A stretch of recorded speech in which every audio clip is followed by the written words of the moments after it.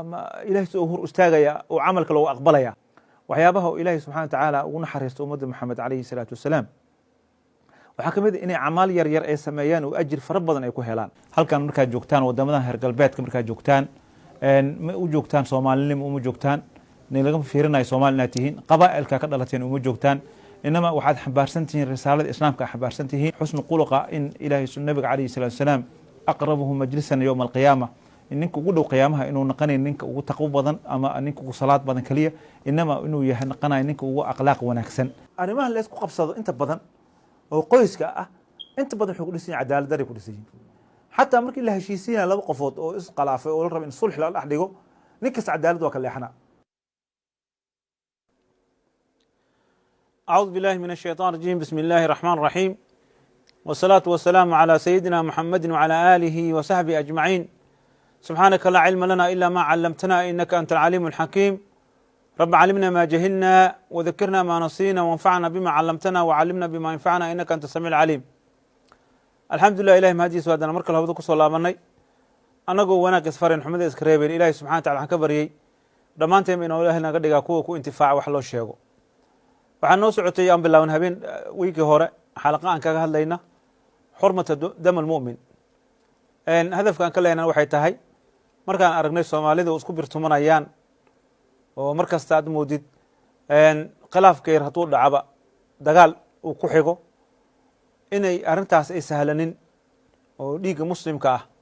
xurmadu leeyahay ka hadlaynay marka waa isxasuusinaynaa inaan marna aan la taageerin dhiig in la daadiyo qof muslim ah ama magac qabiil ha lagu daadiyo ama magac diin ha lagu daadiyo ama magac dawladeed ha lagu daadiyo qof muslim ah dhiigiis in la baneysto ma banaana qaybta hore ayaan ka soo hadalnay waxaan halkan ka hadlaynaa mas'alo ku taariikh sababta loo dilayna muslimka diin dhiigiis xaaraanta u yahay maxay tahay maxaa yeelay dadku waxay iska sahalsadaan kelimada tawxiidka kelimatu laa ilaaha ila allah ay iska sahalsadaan qofka markuu tawxiidka qaranayo kelimadaas waa kelimo weyn weey hadii agtaada ku weyntaa marka qof tawxiid haasto laa ilaaha illa dhahayo inaad addishaa ama aad ku taageertaa cid ka fakanaysa ma laha waan sheegnay nabiga kaleey salaatu salaam xadiiskiisi wuxuu ahaa waxa ugu horeeyay qiyaamaha la xukmin doona waa dhiiga la qaadi doona balse waxaan sheegnay qofka muslimka ah dim kasta wuxuu mudan yahay in laga cafiyo laga yaabo ilaahay subhanahu wa ta'ala illa dhiiga doo galo dhiig lama cafiyo nabiga noo sheegay kaleey salaatu salaam sidoo kale wuxuu noo sheegay nabiga kaleey salaatu salaam ninka mu'minka ah inuu fusxo ku jiro oo dambi kasto galo oo rajo u leeyahay illa haduu u galin maalam yusib daman xaraaman haduu dhiig galo sababta ay tahay qofka muslimka wax loo dili karo shariicada noo sheegtay adiga iska midli karto naftaan u jeedid koonka ilaahay abuuray qofka muslimka xurmad ayuu leeyahay wuxuu leeyahay nabiga kaleey salaatu salaam xadiiskii muttafaq calayha bukhari muslim soo wariyeen حديث عبد الله بن مسعود وعلي النبي عليه الصلاة والسلام لا يحل دم امرئ مسلم يشهد أن لا إله إلا الله ورنين مسلم وقرأ إلهي حق الوعبد إله حق الوعبد إنه إلا الله إله موي نين قرأ ليجي اسم بنا نور النبي عليه الصلاة والسلام وقرأ وأني رسول الله أنا يقرأ إن رسولك الله وحيابك لو لسكو خلاف كراء مسألوين لسكو قبس كراء إلا توحيدك ونك توحيدك قراية وإلهي سبحانه وتعالى آمني والرسول كيسا آمني ولي نبي عليه الصلاة والسلام مبنا دي كيسا بس وحو نو شيغا نبي عليه الصلاة والسلام صابت لو ديلي كرا كليه مع لو ديلي كرا وحو يروح لو ديلي كرا قف مسلم ودي كيس وحو كبنانان كرا إلا بإحدى ثلاث سدح حبن قيب أيو دي كيس مركاس waa banaan yahay markaasna nin kasta ma dili kara oo waxa laga hadlayaa wuxuu yiri الثيب الزاني ninka nikaax maray oo guur xalaal dhadhamiyay وهذانا دمرة سميو زنا كودعي إنكاس توبدي سبحانه إن لدلو وإلهي سبحانه وتعالى أنو أدون صدي ليجيس وحكى دقيقة دمجة نكاس وقال ليجيس ولا بني نين حاكم أي دلاين ما هنكح كستو ميل قبستيني ترى أنا حاكنا أن دلينا ما حكن ومدنا وبايع لك شيء ومدنا بعذا وكقاطي وأصله مسؤول كاس وكان أفولنا حدود لأن كان حد أيكوا يجيب زانيجا marka dhiigiisaas uu hadir ku noqday iyo wanafsu bin nafsi nin dilay walakum fil qisas haya ninka nin dila laba xaal saddex xaal way in dhiig in loo dilo asalku waxa waa in la dilo ama inay dadka ay cafiyaan ay diye ay qaataan xaaladaas le waa keliya oo iidan oo dhiiggiisa uu ku banaanaan karaa inuu qofku markuu qof dilo in la dilo. wuxuu yidhi wataariku lidiinihi almufaariq lijamacati, ninka diinta ka baxay oo diinta ka baxay oo murtadka ah oo ka baxay iyo in la dilo. idan maxaa loo dilaa marka? waxaan kale calaamada aan wadano isku dilayna maxay tahay marka? waxa diinta ay qabto maaha wey. waxaa way inta laga badbaadi kara dhiig in laga badbaadi waayo. qofka waa necbaan kartaa, ra'yi isku khilaafi kartaan, laakiin inaad aad gaartid inaad dhiiggiisa aad daadisid waxa weeye dhiig meeshu ku daato waa khatarteeda leedahay. walidaalika balse islaamka iska dhaaf ina nin muslim dhiiggiisa la daadiye, dadka muslimiinta waxaa la diiday inay iscabsiyaan ee hubka isku qaataan. nabiga calayhi salatu wasalam xadiiskii bukhaari muslim wuxuu leeyahy xadiiska cabdullahi bni cumar ana nabiya sala allahu alayhi wasalama qaal, nabiga nabadgelya xariis korkiisa ahaatee wuxuu yidhi man xamila calayna asilaax falaysa mina, nin kaloo muslim ah hub u qaata wuxuu yihi baryanka u yidhi nabiga alayhi salatu wasalam, nabiga ayaa baris ka dhigay anaga naga mid ahuu yidhi oo bara'adiisa oo ummadda ayuu ka saaray, macnaha inuu hub u qaato. walidaalika balse waxaa la diiday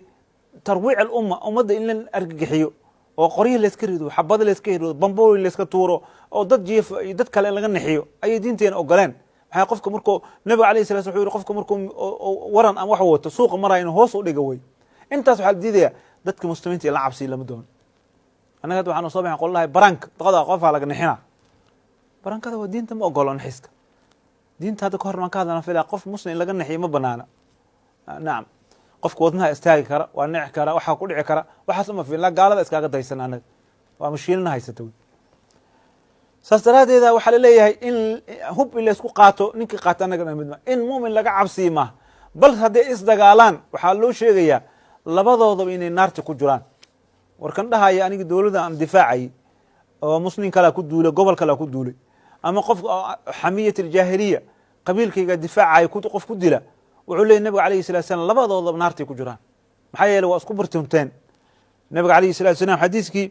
imaam muslim xadiis abi bakrata wuxuu leey nabiga alayhi الsalatu wasalaam ida اltaqa almuslimaanu bisayfayhima falqaatilu walmaqtulu fi الnaar. wuxuu yihi ninka labada muslim hadday seeftooda isku qaataan isku dilaan dagaal iskula baxaan, wuxuu yihi ninka wax dilay iyo kan la dilaba naarta ayay galayaan nabiga alayhi الsalatu wasalaam. riwaayadda qiila waxaa lagu yihi ya rasul lah wama baal lmaqtuul, riwaayad kale a sheegeyso maxaa li ninkaan la dili ka waran, maxaa galabsaday waaba la dilay. wuxuu yihi fainahu kaana xariisan calaa qatli akhiihi, waa lugta gacantaa looga hormar mahane. marka soomaaliye war dhig intaa soo daadin karna waa soo daadinay. maanta waxa dadka ay badaha ay ugu jiraan oo ilmihii saxaraha lagu gowracanayo oo dadkii rabay wadankooda inay u laabtaan ay u laaban karin oo wadamada gaaladaas asbaabtii ay lagu yimid aad garanaysaan. bilahi calaykum dhiig ha u laabanina. ninkii nii yidhaah kaalay qabiilkayga iyo dagaalan ama magac askari iyo jarnaal ah waan ku amray iyo korneel ah ha ka yeelin, dhiig muslim daadinayo dheh. cadowga wadanka waa difaacaya, wadanka difaaciisa waa waajib wey oo laga ilaaliyo cadow, laakiin cadowgaa la wada wataaba dadka dhin cadow way wataan. midna etoobiyaan wataa, midna kenyaan wataa, midna maraykan ayla jiro leeyahy, midna wuxuu leeyahay talyaaniga ayla jiro. marka cadowga jawaabka in ugu jiraan. war aan kelimadeena midaysano oo aan sulxiga aan ka shaqayno. haddaan naga gacanaha isqabsano ilaahi subxana wa tacaala barakaat min asamaa noo amaanayso. risiqaas wadanka laga sheegayo ama batroolka wax laga sheegayo maxaa u soo bixi la'nahay? maxaa yeele waa isxasadnaa, wax iskuma ogolin. waxaa nin kasta gaal u dhuumana ama carabaa nugu soo darsoontay, carabta u kala dhuumana. maxaa kuu geeyey? war nin walaalkaa muslim oo luqadaada ku hadlaayo intaad asaga inaad raalli aad tirahda kaaga fiican intaa inaad gaal u tagtid ama carab u tagtid ninkaa iga dhici inaad tiraahid. waa mashkilo wey. marka qofka diinteena muslimkeena kaleer waa ikhwaani. annaga waxaan ii sheegaynaa fadakir waa isxasuusin wey. maxaa yeelay waxay naqatay waxa nin kasta inuu iska sameeyo wuxuu rabo. diinta waxaad ma samayn kartid. qofka muslimka ah waxaa la rabaa inuu kitaabka ilaahay u laabto iyo sunnada nabiga calayhi salatu wasalaam oo yidhah waxaan aan samaynaya ficilkan aan samaynaya xamiya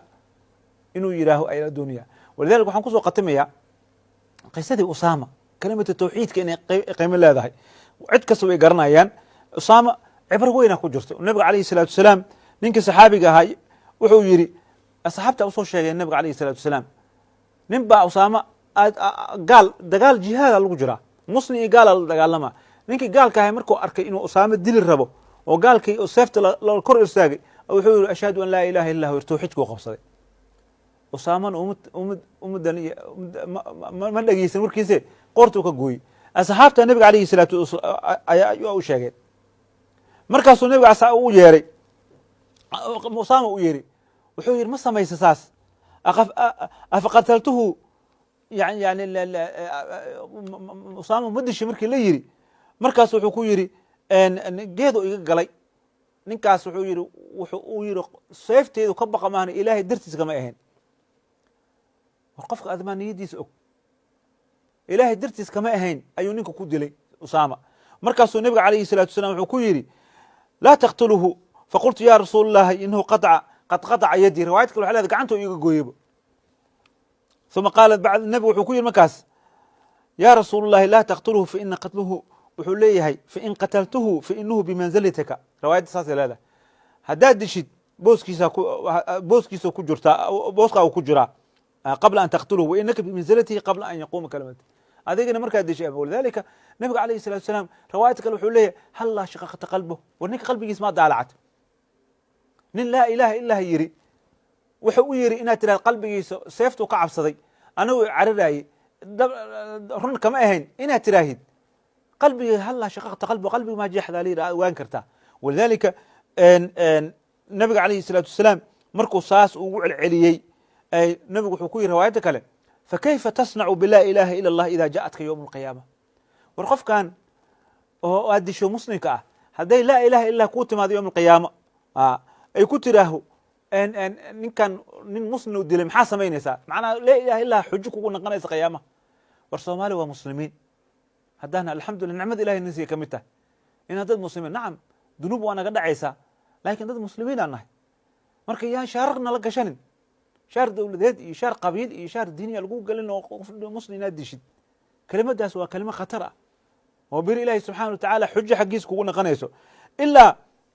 oo nabiga calayhi salaatu wasalaam markuu ku celceliyey usaama wuxuu leeyahay waxaan tamaniyey inaan maalinkaas ka hor aan soo islaamin. macnaha dembiga ka dhacay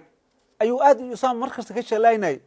usaamana wuxuu ahaa nin nabiga calayhi salaatu wasalaam aad u jecel, xibbi rasuulillahi u ahaa. haddana marna kama aabiye nabig alay slam uu yidhaaho kayfa tafcal, maxaa samayn doontaa, kayfa tasnacu bilaa ilaha ila allah, hallaa shaqaqta qalbaha in la yidhaaho. ikhwaani dadka waxaa lamid dadka taageeraya banaanka joogo oo u sacbinaya dadka isdagaalaya oo dowlad goboleed ha ahaadaan ama dowladda ha isacbinaya, kuwaas ayaa ayagana dembiga lamid ah oo ka qayb qaadanayo. idan qofka muslim ah lama dili karo ikhwaani ilaa xaqa salaasad aan soo sheegno nabiga sheege alayhi salatu wasalaam. marka yaa waxba lagu dhihin muwaadinaad tahay iyo wax dil iyo muwaadiniinaad tahay iyo kan muwaadin maaha waa dabadhilif iyo canaasir iyo wax la sheegayo. khudbadahaas waa khudbadihii aan kasoo tagna wey. alxamdulilahi waagii hore markaan aan soomaaliya joognay, nacam dowladdu waa naga duntay, laakiin dadka diinay barteen. marka adigoo diinta barta haddana in lagugu soo celiyo canaasiirta iyo dabadhilif iyo afminshaar iyo mala qaadan karo. diinta ka horeysa markaan, diinta inay ka horeyso waay. qadka telefoonka. halo halo, qofkaas waa ka go-an fila. dhinaca kale. halo ها ما شيخ سلبة شيخ سؤال بانك ويدينا يا خير الله كسيه هاي maxaa idhahdaa hooyadayo anigu yurubtaan jooga, hooyadayo biilna qaadata guryaha wadanka ku leedana kira ka qaadata ayaa lacag mooyaane wax kale oo maskaxdeediiyo qalbigeeda kusoo dhacayaana aanay jirin. salaadiina way dayso way ka tagtay, lacagtaasunbay ka sheekaynaysaa.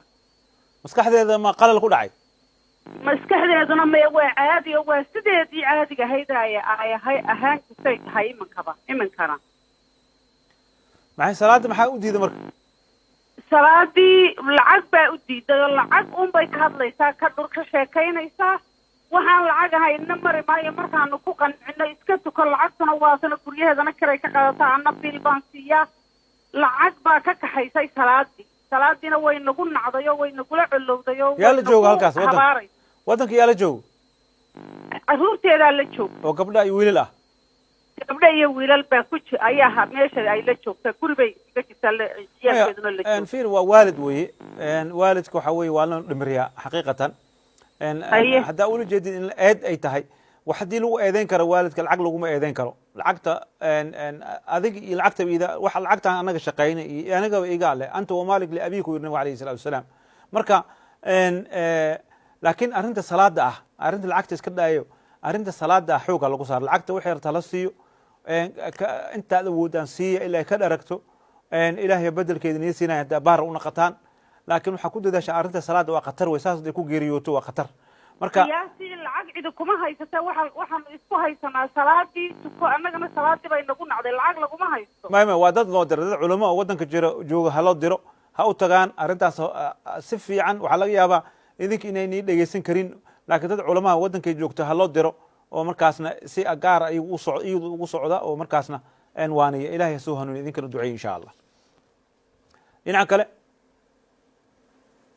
halo asalaamu calaykum وعليكم السلام ورحمة الله وبركاته sheekh usuli see tahay الحمد لله maasha allah sheekho waxaa raba laba su-aal inaan ku weydiiyo su-aasha koowaad waxay tahay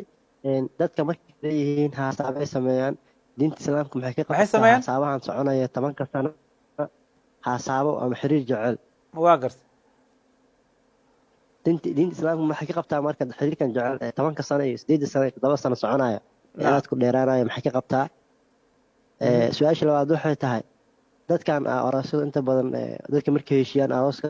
qaab meel loo dhigaa dadka qaar xaafada ku dhigtaan dadka qaar hotel ku dhigtaan gabadha inta markaa ka waanisaa dhahda walaalay hotel dambi waaye in muusig la ciyaaro oo meesha fasq lagu dheelo ma fiicno waxaan naga dhaaf hadee ku dhahda waxaan aniga arooskayga waaye waan dhiganayaa adiga waxaan kale ii dhig oo u baahanahay waa ilaa ku madax adeegto بارك الله فيك أخي وفسهاد وفافتو دون كنا كفافتي شريعة الإسلام كنا جورك وين بنيسين الله فرحه جورك فرحدي سوي بنيس وأشي كود دم بحتان كقبته أم حتى تنكوات أو أن قفك مسلم أما دتك وحسمينا يا سواشي كوات ما يتيلا بعض عنك قوانا إن شاء الله تيلا بعض وحيتري أروصدي إن فسخي والقصة دين تموقلا قف في الجورج عباده وجورك وعباده الزواج من سنته النبي عليه الصلاة والسلام قفك ما أنت جور سنة النبي قد طبقي بل دينتي نسكي سو كامل سري marka inuu gaalada ku daydo oo muusig iyo fasqi iyo la keeno gurigaas lagu bilaabo gurigaas wuxuu noqonaa guri fitan iyo waxa ilaahay raalkeen lagu furay marka waa musiibo caalam islaami dhan haysato weeye inay gabadha maalinkaas xataa gabadha xijaabneed in la soo qaawiyo maalinkaas dhar ku dhagan iyo dhar madaxeeda feedan loo soo geliyo oo caawa leedahay caawa maaha wallahi qiyaamaha jirta caawa meeqa arooska ku dhinta naftigeeda ku geeriyoodo marka xalay ilaahay ka baqa waa dhaqan xun wey diinta shaqa kuma laha waa dhaqan xun arooska in loo farxo oo la alalaaso oo diinta way banaysay oo xataa dafka la tumi karo wax la tumi karo laakiin annaga dhaqanka gaaladan qaadano dharkii cadcadaaya la gashanaa oo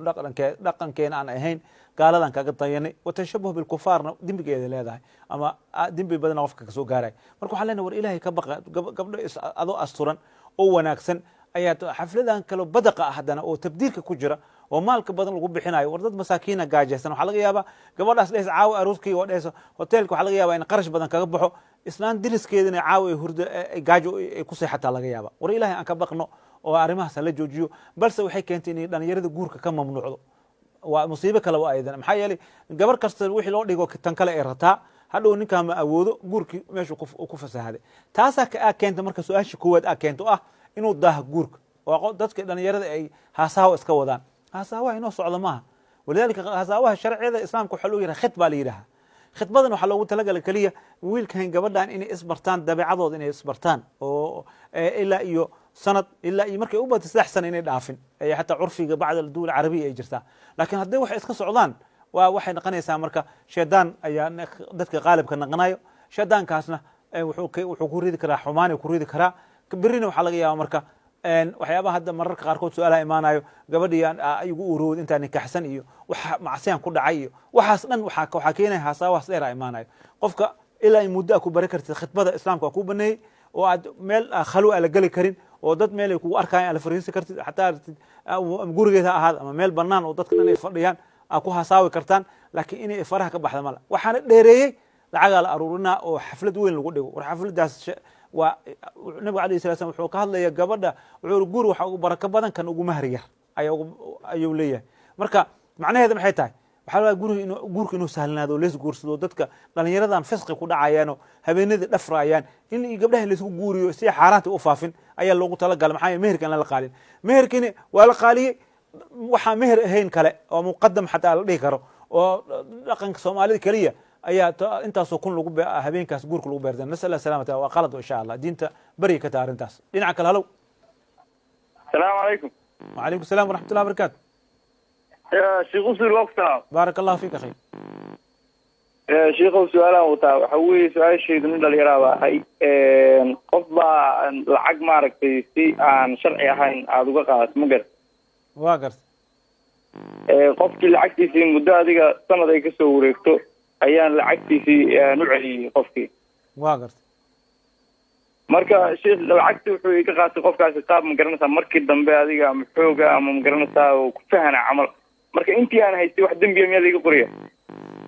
ما يسعفي نعم هذا الحمد لله نصيب الله تساس ku geeriyoonin macnaha tooba keenka waxa kamid ah xaqadina celisid maxay xaqa toobada waxa kamid xaqada qofkii kugu leeyahay inuu celisid kabacna ilaahay ugu goor marka ilaahay dimbiga waa ka dhaafaya insha Allah ilaahay u tooba keen ilaahay ghafuur rahiim waa mar hada xaq celisay ilaahay u tooba keen insha Allah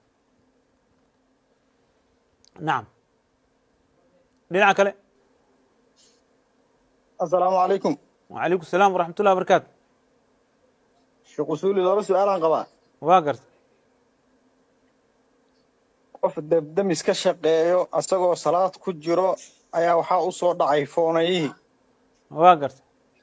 wuu ka jawaabay salaadii asagoo ku jiro wuu ka jawaabay. واقرت. waa saartay. damiskii uu aaday salaadii waa ka tagtay salaadii ku xigtay waa ka tagtay qofkaas dimbi ma u sugnaaday waa su'aasha koowaad talabaad tan labaad waxa waaye nin naag qabo ayaa naagtiisa safar ka aaday waa gart safarkii asagoo u sheegay inuu kasoo laabtay waa gart gurigiisa markuu yimiday qolkiisa uu galay asagoona qarqaraacin ninkii oo naagta oo nin kale la joogo ugu yimid meesha waa gartay galmana la samaynayso waa gartay ninkii lama hadlin wuu iska baxay waa gartay gabar guriga deganeeda aragtay markaas waa iska tagay taleefanay ka daba dirtay xaaskayga ma tiid macsalaam uu yiri taleefanka ka qabay waa gartay كدبنا وحوري مهر كي سيتي مهر يقوم لي ذور مركب مهر ما كل هذا أيضا نعم مسألة كواد طلبات وك جوابنا إن تن أو هرا وهذا أتري إن منك صلاة كجري وصلاة ديني إن ضرور وقبحي صلاة سوي برتي من هذا التلفون أو كجوابه أما قفك حركة خارجية ama itisaal kale oo banaanka ah salaad way jabaysaa khilaafka ma taagna salaadiis inay jabto qofkaas laakiin masalada dembiga daruurada hadday daruuro jirto qof wax dembi dab ku dhacaaya ama wax fakanaya hadday yihiin bacd culamaa waa cudur daareen marka la waa inuu soo qalleeyaa salaadaas waa laga rabaa mar kasto hadday daruure ahaan ugu baxay salaada wuxuu ama wax asaga naftiisa dhimay ha ahaato ama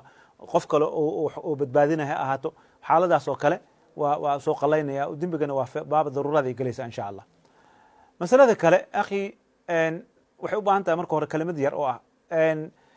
إله اللي عبصد ما جوجوش أمانوي إن وأرن قطرة إن قبل أصد حكم كان كهذا لينوي قفك لا حين الجود الوام محايل قفك أيضا نكاح حلال كجرتا أما نكاح رؤوس مرتي أو حرام كلا كل عدو زنا كل عدا لا حين الجود الوام شريعة الإسلام سيدي قبته توبة هذه إني توبة كانت الرتوي marka wax sahlan ma aha arinta ama ninkan gabadhi laba xaalad waa lahaa waxay ahayd hadduu baab licaan samay lahaa baab licaan macnaha hadduu xaaskiisa tuhmo oo wax ku arko ama uu tuhun xataa u yimaado ama cunug uur uu lahayn uu tuhmo qofku waxaa u bannaan inuu licaan uu sameeyo licaankaas marka automatic ugu furmaysaa waxay noqonaysaa hadday dhaaro weyso ilcaankana waa la dhaarinaya labadood asna waa la dhaarinaya iyadana waa la dhaarinaya asaa dhaarinaya inuu ku arkay maxaa yeelay cawaamir cajlaani ayaa su-aashaas nabigu weydiiyey calayhi salatu wasalam asayna ku dhacdaa la yidhi wuxuu yidhi ninkay rasuulka allah ka waran uu yidhi nin xaaskiisa doo nin guriga ugu yimaado nin kale haddaan ninki dilin wuxuu yidhi waa la dilaa maxaa yeele hadduu dil waa la dilaa nafuu dilay dembigoo galay iyo dembiga dilka labay kala yataa wuxuu yidhi haddaan dilin waa la dilaa shareecada haddaan markaati raadsadana ilan waxaa la rabaa arbac shahaadaatan 4 markaati aa la rabaa oo weli 4 markaati 4 meelka kala timid marka xadda zinada si lagu ogo adag tahay islaamka si uu asturo arrintaas waa adkeeyey maxaa yeele haddii kale waxaa ahlen nin kasto islaantayda zinaysad heblasin iska dhihi lahaa marka dembi waa ninka duu xaaskiisa wax ku tuuma iyadana xaq waxay leedahay naftiga inay tiraa zina baa igu tuuntahaa licaan waa dhaarana aad waa dhaaranaysa ilaa cadayna la iska rabaa markaati keena 4 markaati ma haysa maya 4 marka 5 dhaaray dhaaranayaan sida quraanka ilaahay noogu sheegay asaa dhaarta laga bilaabaya ida wallahi billahi 4 jeer iyo inuu qadabka ilaahay subhanahu wa ta'ala ku dhacay hadii been uu sheegay ayda waxay leedahay marka waxa difaac iskaga difaaci karta hadii ma dhaaray tira dhagax yaa lagu dilaa hadii dhaarad marka automatic ilmaha u dhaca taas ayay ahayd inuu sameeyo laakiin islaanta haduu mar uu furay oo asaga oo furo oo dacwan uu keensan oo marqaatina keensan oo waa ku furo uu yiraaho qaalig markii loo geeyo waxa leeyahay markeeda kugu leedahay sharci ahaan kugu leedahay markeeda naam dhinaca kale halo halo halo ها السلام عليكم. وعليكم السلام ورحمة الله وبركاته. سوري يا ربي. أسأل كل هذا تي في قابي. سوري. تي في قابي. عاتري. تي في قابي. أي تي في قابي. أي هذا المر. سوري وحنقول دلائي. السلام عليكم. وعليكم السلام ورحمة الله وبركاته. waxaa jira waxaan joognaa Soomaaliya waa gart laba canshuurooda jirta waa gart canshuur oo macnaha laga qaado maxay ahayd laga qaado dawladdu ay qaado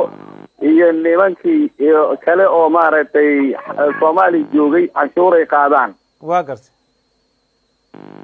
marka labadaas canshuureed oo macnaha laga qaadayo haddaad ganacsatada laga qaadayo ma banaan tahay canshuurtaas oo labada dhinac ah adig maxaa ku bixisaa labada maxaa u bixisaa sababta u bixis maxay tahay sababta u bixiyo mid waxaa lagu leeyahay mid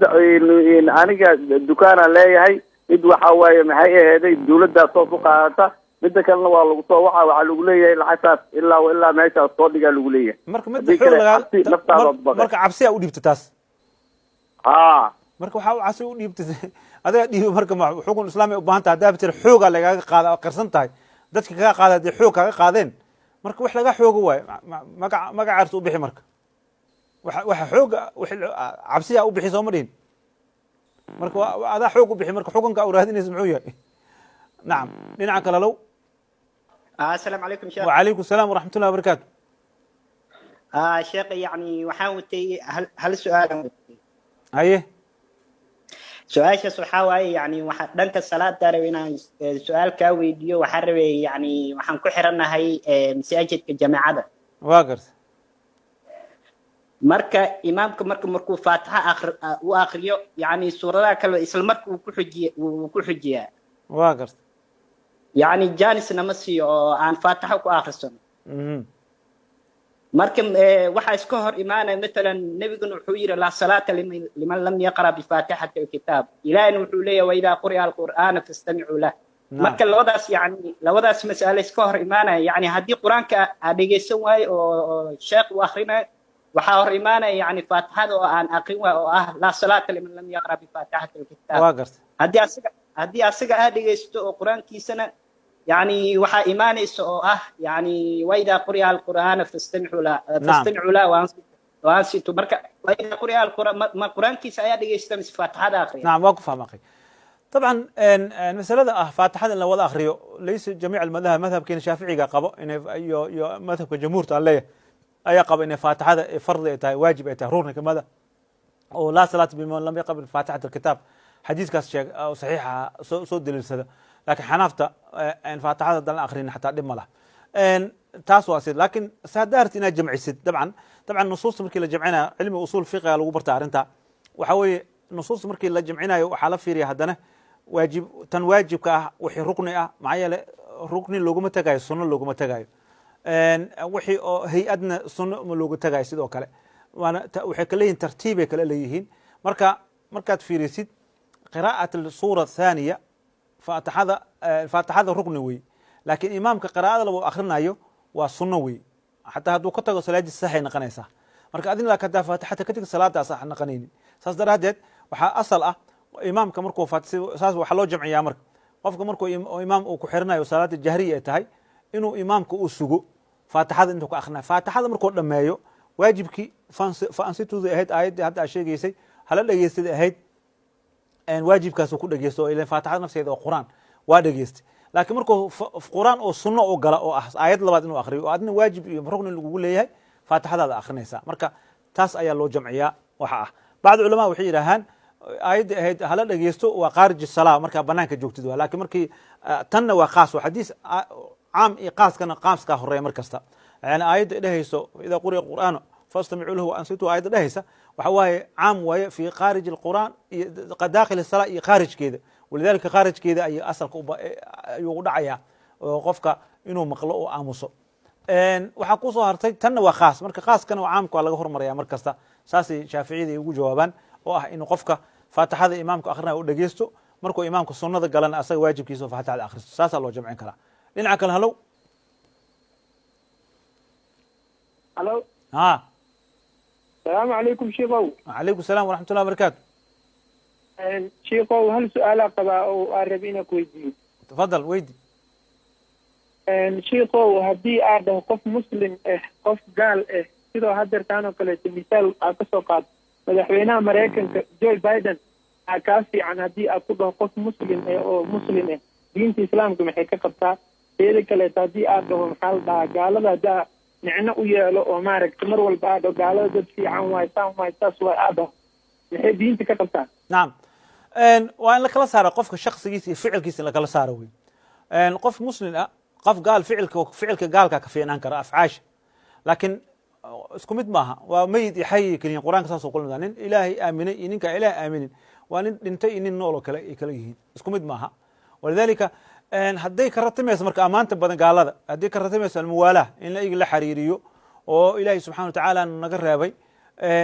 taasna iyada waa dhib kale leedahay laakiin haddaad tidhaahid afcaashan muslimiinta qayaanay yaqaanaan oo waxaan haddaa u dhiibto kuuma aaminayaan kanna waa kuwa aamina afcaasheedu waa la amaaray qur-aankaa amaaray min ahli lkitaabi man in ta'manuhu bidinaarin ilahi subxana watacala wuxuu noo sheegay haddii ahlu kitaabka qaarkood haddii dinaar lagu dhiibo aan ku siinayn kun haddaa kun u dhiibtid inuu ku siinayo afcaashooda u amaana marka afcaasha gaalka iyo muslimka waa kala ficnaan karaan laakiin caqiid ahaan markii la dhaho muslimka iyo gaadka in la isku masliyi maaha baaraka allahu fiik dhinaca kale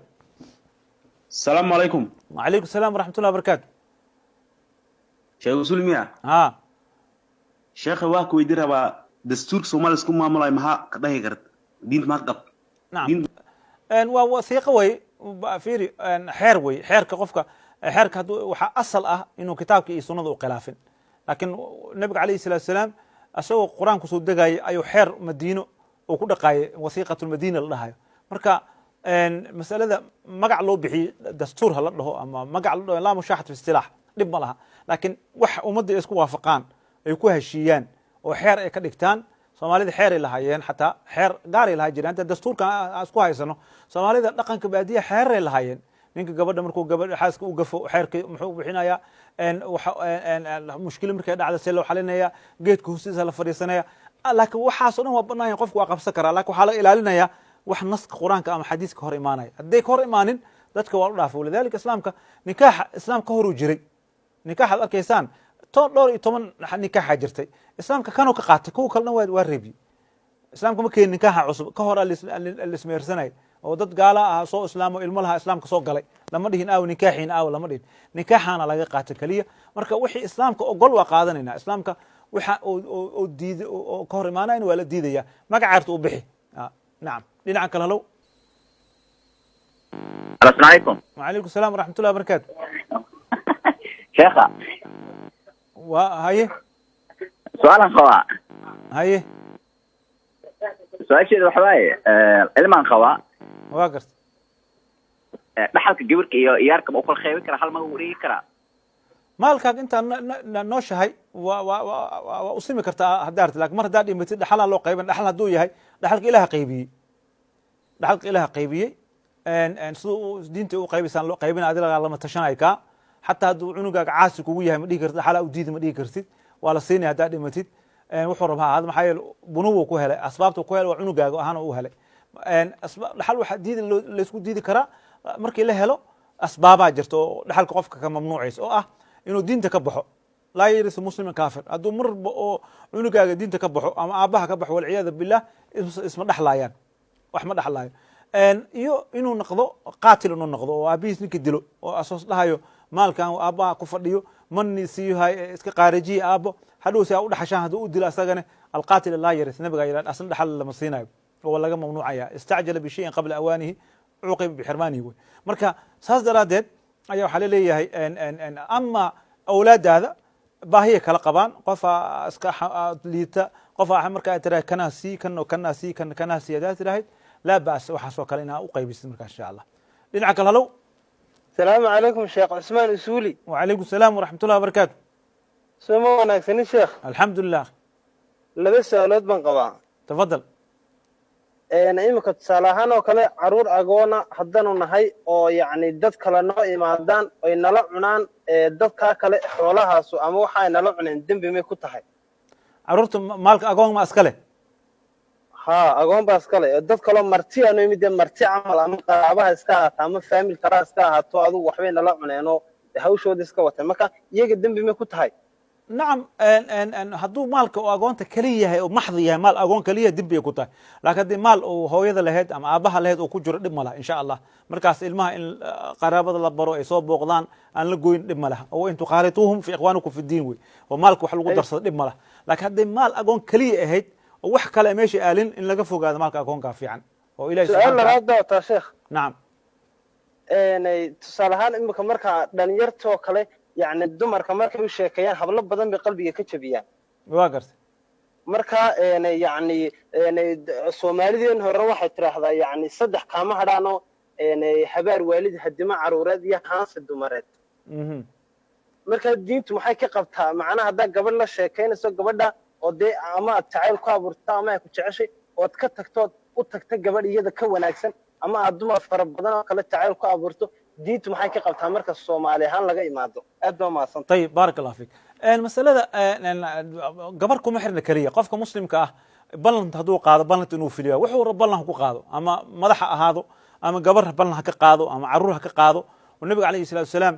sifaadka munaafiqiintu ku daray ida wacda akhlaf inuu qof ballan ka baxa marka gabar maskiin ah inaad been u sheegtid aad tiraahid anaa ku guursanay intaas oo aad gabar kale hoos ka wadida tan kale aad been u sheegtid diinta ma banaan waa khiyaano way oo waxay kamid tahay sifaadka munaafiqiintu waa ma banaan qofka haday jira marka qofka inuu duruuf ay kala celiso dad waxa jira ayadan khiyaanada iska balaariyay على الرنيم جبر بلن إسقاطايو أما إذا بلن كقاضيس أما صاب قال سيدو كالعكسي جبر بلن كبحث واجرته ولذلك ويلي جبركم محر المسألة ومسألة عامة إن قول لك وحجرة بلن المركز إسقاطان بلن كاس ظروفها كلا جيسي كوس كل واحد رأي لسكو شيء على مركز صراحة لسكو شيء ولا قرشها سنة ظروفتها سنة بلن توكبحي وجو قف كده نسع السياسات ولا لا بلن توكبحي هذا قيان أما أدهن ووحنا هناك سنة مركز الصومالي ده مشكلتها waxay tahay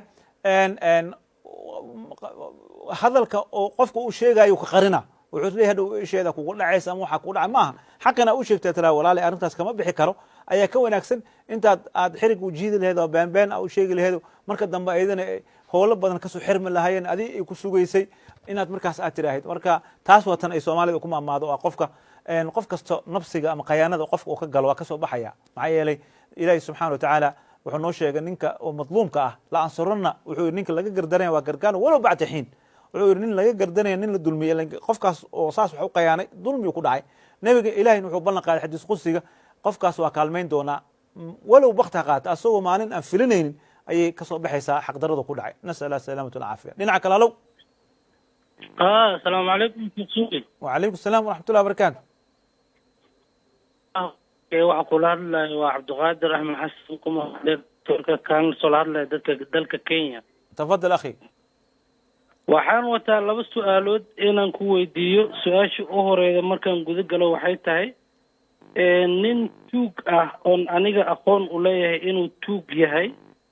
inaan salaad ku xirto salaadeeda ma iga ansixaysaa haddii bulshada aan dhaho ninkan imaam ma noqon karo salaad laguma xiro karane ma dembiga iga soo gaaraya waa su-aasha koowaad su-aasha labaadna waxay tahay waxaan in badan research ku sameeyey amba baaritaan dheer aan ku sameeyey dadka hadda in badan oo culamo ah markii qof uu ka xanuunsado ama waxyaabo aad u baahato dadka nin walba waxaa leeyahay ninkaasaa sheekh hebela u tag marka dad badanoo waxaa arkay oo la shaqeeyaan shayaadiinta ama qolooyinka adeegsada jinniga ama waxyaabaha khuraafaadka ah ninkii marka wuxuu leeyahay markaa u tagtid ani nin shiikh ah oo leeyahay diintii islaamka ayuu wax walba macnaha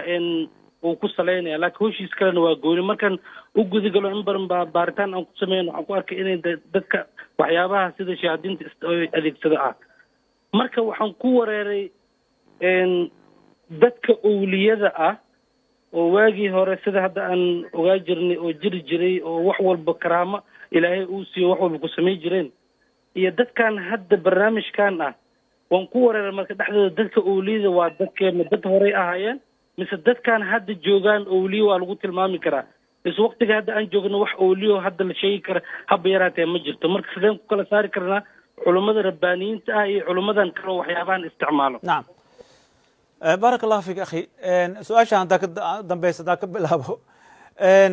awliyadu way jirtaa zamanka horena way jirta haddana way jiraysaa ilaahay subxana wa tacaala ninka ilaahay ka baqo oo awaamirta ilaahay sameeya ilaahay subxana wa tacaala dad ilaahay weli waa ka dhigaya oo waa soconaysaa ilaa yowma qiyaama waa soconaysaa maxaa ku kala saara hadday tahay laakiin qof kasta waa kalan garan karaa oo hadda ad waxaad leedahay jinni oo isticmaala waxaan ogaaday baarisaa sameeye leedahay waa ima baarisaa kusoo saartay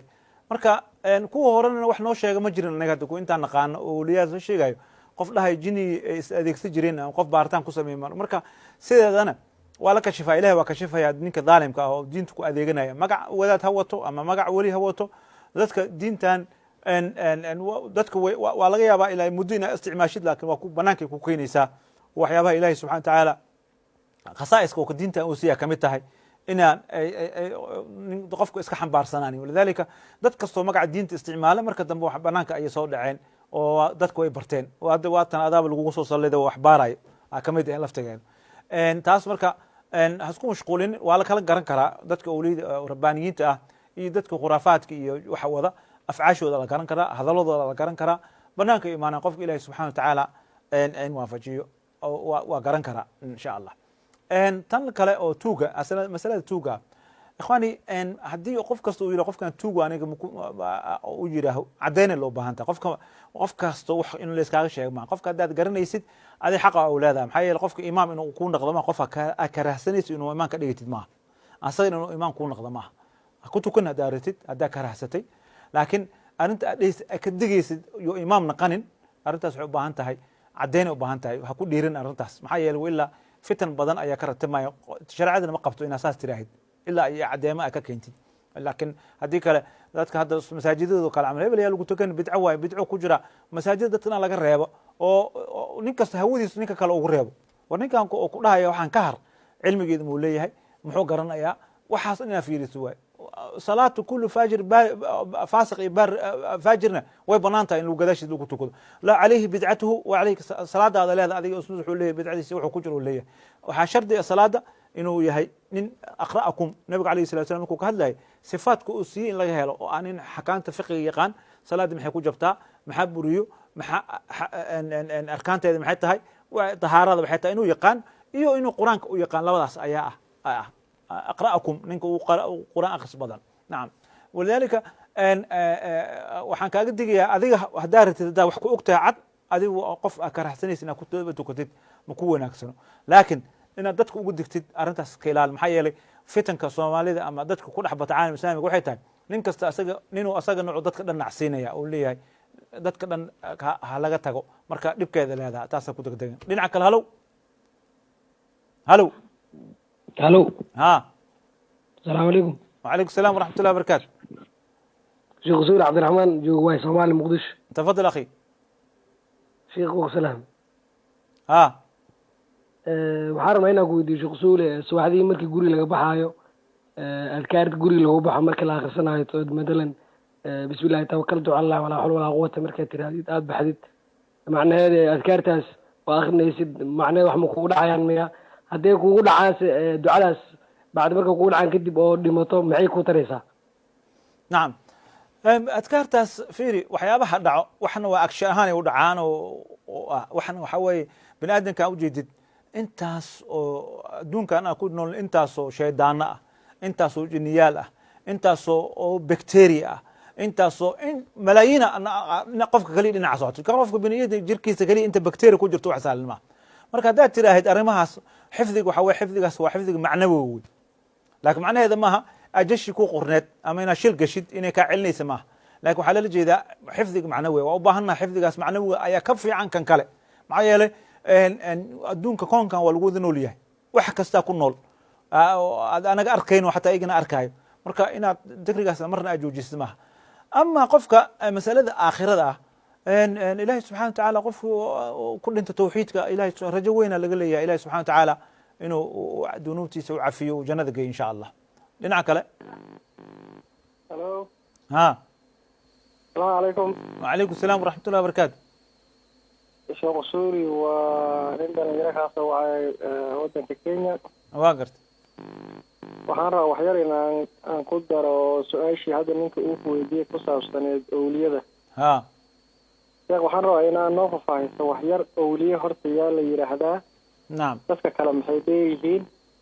ma karaamo ayaga gaar u ahaa jiraa oo dadka kale ay dheer yihiin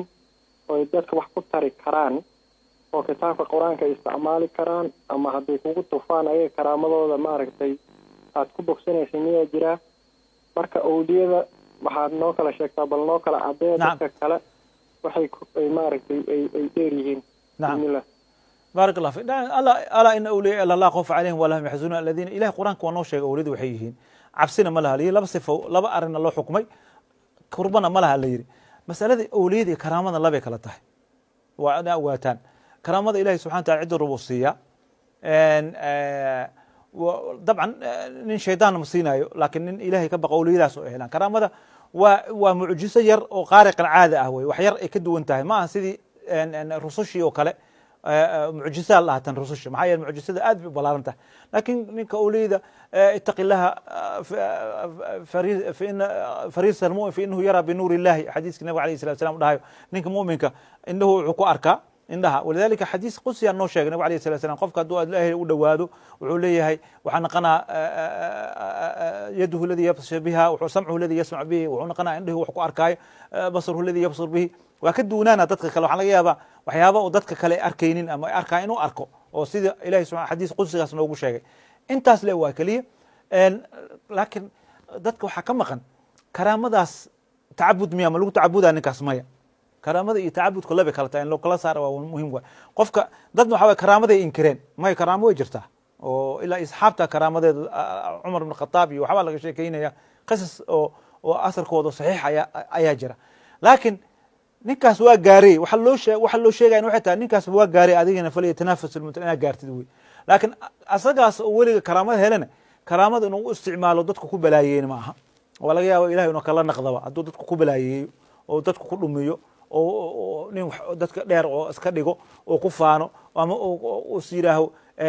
dadka kala dheer tahay maxaa yeelay kibriyaaga ilaah iskale wuxuu nicmo waay ilahay qofku uu siiyey ay tahay marka in la kala saaro waay isticmaalka karaamada iyo karaama ma jirtaa in la kala saaro waay karaama way jirtaa laakiin qofka karaamo leh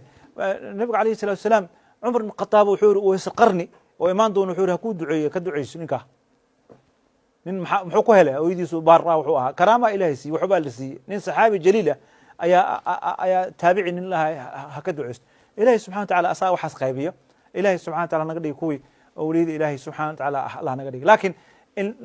la tawdiifiyo si kale loo isticmaalo maaha aniga haddaan arka nin weli ah ixtiraamkiisa iyo tadaburan ku leeyahay inaan anagana saas camal aan naqdo aan ku dadaalo ayaa wanaagsan laakiin inaa idhaaho aniga isdhigtaa idhaaho adigaa ku ag fariisanaya oo isna uu yidhaha ani le ag fadhi meeshaas waa meesha qalalka ka jiro oo hadhowna dadka ay isku khalaafayaan nasal salaamata alcaafiya dhinaca kale halow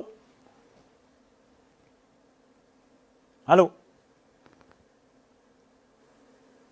qofkaas waa ka go-aan felayaa dhinaca kale halo عليكم وعليكم السلام ورحمة الله وبركاته ولا الأضاء ما waxaan rabay lambarka sheekh usuul ma heli karaa برنامج markuu dhamaado soo wac lagu siinaya insha Allah markuu barnaamijka dhamaado miyaa ha kan laftigiisa soo wac lagu siinaya insha Allah kana soo wac soo walaal markuu barnaamijka dhamaado kan soo wac ha aad baad u mahadsantahay walaal barakallahu dhinaca kale low halo ha السلام عليكم وعليكم السلام ورحمة الله وبركاته شيخ من هل كرا ها السلام عليكم شيخ وعليكم السلام ورحمة الله وبركاته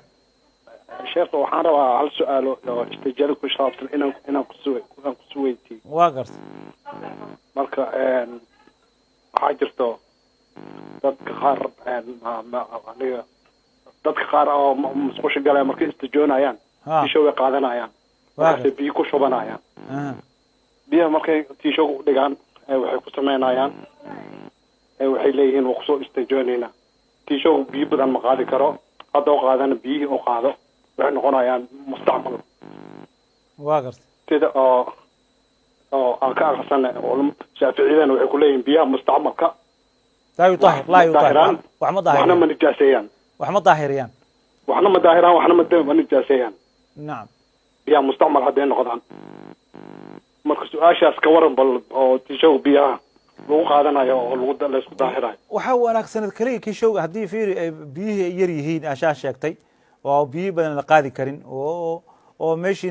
qoyaanka ay naqanaysa kulleyto nijaasada waxaa la rabaa biyo ka badan kaadida meesha kasoo baxda biyo ka badan in lagu daahiriyo asalka ah biyo ka badan hadday gaareen marka biyahaas waxaa u wanaagsan tiishowga qalal baa ku tirtirtaan istanjada ileen dhagax iyo tiishow iyo askumide iska qalalajiyaan salaadoo weyse qaataan iyo tukadaan oo markaas ay ku kaaftoomaan biyina iska dhaafaan haddii ka cabsanayaan nijaasadii farjiga kasoo baxday inay jirkooda kale ay gaarto biyahaas ay faafiyaan qaleelka keliya ha isticmaalaan ha iska qaliyaan ha ku kaaftoomaan oo qofka waa ku kaaftoomi karaa istanjada biduuni almaa insha allah dhinaca kale halow السلام عليكم وعليكم السلام ورحمة الله وبركاته شيخ waxaan rabaa hal su'aal ah inaan ku weydiiyo insha Allah su-aashaasna waxa weeye arrimihii aad ka hadashay oo xagga ama maaragtay dembiga qofka taageerida dembiga lagu taageerayo ama rabitaankiisu qofku muujinayo mathal rag siyaasiyiina dalka Soomaaliya hadda dhibka ka jira dad siyaasiyiinaha jira qof walbana marka uu kursiga u socdo ama dadka uu maaragtay rabo inuu maamulo hogaamiyo asagoo dantiisa shakhsiyadeed ku dabaqaya ayuu wuxuu leeyahay saasaan wax u qabanayaa wanaaggaasaan samaynayaa xaggaan wax ka yeelayaa yacni erayo wuxuu bandhiganayaa ummaddii qalbigoodu soo jiidanayso oo ah in wax un loo qabanayo marka haddii qofkii uu xukunkii ku gaaro oo kursigii uu ku fadhiisto ummaddii ay sidii qalbigooda wax ugu dhacaan ay ku oggolaadaan wixiina laga waayo maxaa diintu ka qabta waa marka koowaad marka labaad haddaan taageero qof shakhsi ahaan aan ku taageero ama qabiil aan ku taageero u hoggaansado aniga rabitaan aan qabo ummadna aan ku soo dumo oo idhaahdo hebel waa fiican yahay hebel waa wanaagsan yahay hebel waa saas aan ku wajahno beenna ay tahay oo qofkii aniga rabitaankayga aan u hagaya laakiin waxaan sheegayo uusaba qabanayn qabiil ahaanna aan kula socdo maxaa iyadana shareecadu ka qabtaa midda saddexaad dalka qofka waxaa tiri qof muslim oo kale hadduu wax ku gaarsiiyo dhibkeeday leedahay mathaal halqabsiyan ka dhiganayaa maahan ujeeddo kale inaan ka leeyahay dalaalkii ka dhacay beled xaawo soomaaliya ka soo jeeda dhanka soomaaliya iyo ciidamo soomaaliya dhanka kalena waxaa lagu idayey soomaaliya ahaayeen oo nin sarkaal ahaa watay laakiin waxaa la lahaa kenya bari gantaalaysa dadkaas ku geeriyooda ama ku dhaawacmay maxaa diintu ayadana kaga wajahaysa akhi waqtiina waa gaaban yahay nacam baarak allah saddexdaas ku kaaftoom insha allah ama su-aasha koowaad waa caam aan uga hadalnay akhi hadda gabar nin been u sheega ka hadalnay aan dhahna ma banaan waa ayatul munaafiq ma baala nin wadanan been u sheegay oo u qabay waa dembi weyn wey marka ma banaano qofka ballanka hadduu ka baxayo waa sifaatul munaafiq wey iska ilaaliya dadka madaxda ballamada ay galayaan haddii ka bixin anaga sida gaaladoo kale loo biiyo ma anaga diinana xukunta ninka ballanka uu fulay hadduu fulin waayo waxaa waaye inuu dadka hor yimaado yidhaah walaalayaal ballanka waa fulin waayo laakiin waxaan iska socdo oo siyaasiyiinta dhan ay iskaaga mid yihiin oo beenta la isku sheegayo war ilaahay kaga baqaa leenahay hadda ka horna waan waaninay xalaqa dhan aan ka duubnay sifaat almunaafiqiinta ilaahay laga baqo soomaaliya saan diinta saas ma qabto marka waxaan leenahay madaxda beenta sheegaysay ilaahay ka baqaa waxa aad been ku sheegteen oo aad ballan aan ku qaadeen oo aad fulin weyseen ilaahay waa nin ruux xisaabtamaya ballankaas ilaahay maxaa yeelay qofka dimada ilaahay ballan ku qaaday bal kitaab ayaa dadka lagu dhaariyaa markay madax naqanayaan kitaabkaas markuu wasiir naqanayo waa la dhaariyaa markuu baarlamaan naqanayo waa la dhaariyaa dhaarta agteena sahlay ka naqatay dadku waxay u maleeyaanba kuwii la dhaariy way joogaan laakiin ilaahay dunuubteedu waa adag tahay aad bay adag tahay ilaahay ka baqaan leenahay masalada kale oo aad tiri ayadana taageeridda horta soomaalida ma aqaan aniga facebookyada le wax laga taageera maana doorasho dhacayso adiga waxaad dooranaysa malaha bal doorashadeen aan galaaluushii ku socotaayo odayaalaa lacag la siiyey baarlamaankiyaa lacag la siiyey madaxweynihi lacagta bixiyey baarlamaanka uu siiyey baarlamaanka bixiyeen odayaashii siiyey in lasoo magacaabo dulmiyaan ku jirnaa waxay wadanku degalaaya waxay tahay dulmi isku taageeroohina xaqiiqada waa ka leexsannahay ilaahayna dhaalimiina ma kaalmeeyo ilaahay subxana watacaala wasayaclam aladiina dalamuu aya munqalibin yanqalibu qiyaamana waa loo goodiyo meeshii tegayna la rabaa marka dulmigaas yaa laga qayb qaadanin in ka qayb qaadataan aad taageertaan oo kan taageertaan ama kan aad taageertaan dulmigaas iska ilaaliyo maxaa yeelay diintiina ayuu wax u dhimayaa khatarteeda leedahay ama masalada dagaalka waan sheegnay haddana waa ku jirnaa xalaqadan waxaan usoo qaadanaba haddaad xalaqada hore u laabatid arrintaasaan ka hadalnay war dadka dhinteen mas-uuliyadda labada calan maxaa la isku dilay kelimatu tawxiid baa la isku dilay maya cadow ajnabi maa la dagaalamaya laba qof oo soomaali oo muslim bal isku jufo ah ayaa laba jufo hoos ayaa isdishay xadiiska hadda sheega waa ida altaqa almuslimaana falqaatil walmaqtuulu bisayfihima walqaatil walmaqtuulu fi naar wey hadday ogaado hebel janana ay amray iyo dowlada ay amrtay iyo corneela ay amray iyo minjira ay amray ama muwaadina ahay kana muwaadin maaha waxaas waa been lagu sheega wey dhiigaas iska ilaali mas-uuliyadda ninka wax dilow ama askari ahaw ama kii soo amrow dembiga wax ku leedihin nabiga alayhi salatu wuxuu ninka ku kaalmeeyay dil balse dadka ku farxo Yurub jooga ayaa dembigaas ka qayb qaadanaya wuxuu noo sheegay nabiga alayhi meel hadduu dembi ka dhaco qolada ka maqan oo ku farxdo dembigay ku jiraan qolada oo joogtay oo diidanay dembiga maqnaashaha wax ma ku taraayo marka Soomaaliya daanahna qabiilana nadishooday qurun iyo baan iyo in adeerka inuu kursi ku rartaa inuu adeerka inuu kursi sii jooga rartaa waxaas xaqiiqada u laabanad war diinta bariya ka nahne war diinta yaa la isticmaalin diinta yaa la isticmaalin culummadan waan sheegay arrintaas oo kale Soomaaliya halka balad waxa ka dhacday inay ka hadlaan way ilaa hadda qiyaamaha macdiratan ila rabbikum in laga hadlo waa muhiim ilaahay waxaan ka barinay inuu subhanahu wa ta'ala xaqan tuso kelimadaas ugu dambeysay subhanaka allahumma hamdika ashhadu an la ilaha illa anta astaghfiruka wa atubu ilayh wa salaamu alaykum wa rahmatullahi wa barakatuh inaad aad ku dadaashid marka hore toobatan nasuuxa ilaahay inaad tooba keentid maxaa yeelay qof dembi ku jiro marka hore ilaahay soo hor istaagaya oo camalka loo aqbalaya waxyaabaha ilaahay subhanahu wa ta'ala ugu naxariisto ummadda Muhammad alayhi salatu wasalaam waxaa kamid in acmaal yar yar ay sameeyaan oo ajir fara badan ay ku helaan halkan markaad joogtaan wadamada heer galbeedka markaad joogtaan ma u joogtaan Soomaalnimo uma joogtaan in laga fiirinayo Soomaalina tihiin qabaa'ilka ka dhalateen uma joogtaan inama waxaad xambaarsan tihiin risaalada islaamka xambaarsan tihiin xusnu quluqa in ilaahay nabiga alayhi salatu wasalaam aqrabuhu majlisan yawm alqiyaamah in